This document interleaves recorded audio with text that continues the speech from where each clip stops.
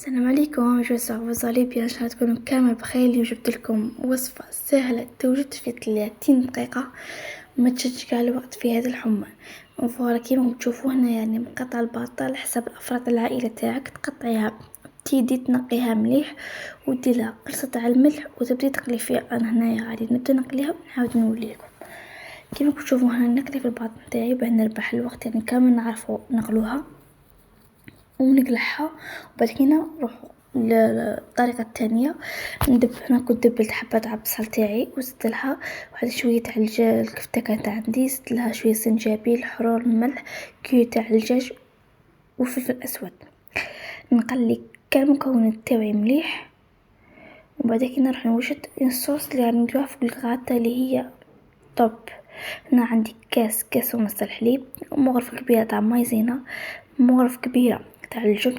لما عندكش تاع القطع عندنا مارغرين، رشة تاع الفلفل الاسود. وهنايا غادي نزيد لاكريم فريش غادي تعطي واحد البنة طب طب طب متشبعش. ونزيد الجبن المبشور ونزيد قرصة تاع الملح.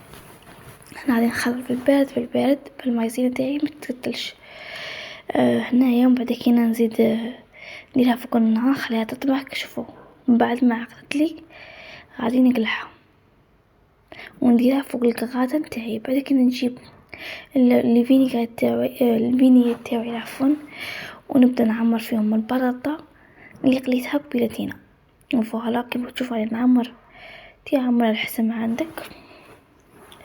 غادي كان نعمرهم وفوالا كي عمرتهم غادي نجيب الحشو تاعي نبدا نعمر فيه، يعني نوزعها على كاع الفينيغ تاعي هادو. يعني الريحة تاعه ما شاء الله، ريحة روعة تاع الحشو. هنا بعد ما عمرتهم غادي نجيب لاصوص تاعي ونبدا نعمر فيها. يعني تعطيك واحد البنة تعطيها لك لاكريم فريش ما تنشبعش، تعطي ديك الكراطة تاعك يولي مفرمج، يولي مشخشخ بالبنة، يولي كرافبني. هنايا غادي نعمر كاع، غادي نسوي السطح تاعنا باش ما يقعدناش مكلط كيما كان في الحواف ونعاود نوليكم. انا بعد ما عمرت كاع لي فينيت تاعي غادي نرشهم بالجبن المبشور اللي يكون عندك، رشي بيه. فوالا كيما تشوفوا غادي نرش كاع السطح تاعنا، نغطيه كامل بالفرماج اللي غادي نزيدها بنة الروعة. ومن بعد كده ندخلها للفرن تاعي يكون سخنته باه يطيبنا ليه، يعني كلش طايب في الطايب معنينا غير نقلعوه. هنا بعد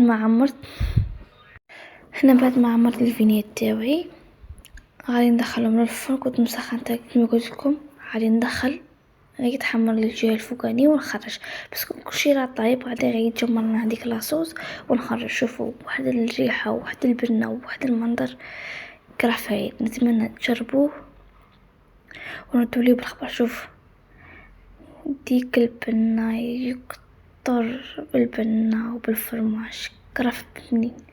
اتمنى تجربوه وتردوا لي بالخبر. بون ابيتي، مشاهدة ممتعة.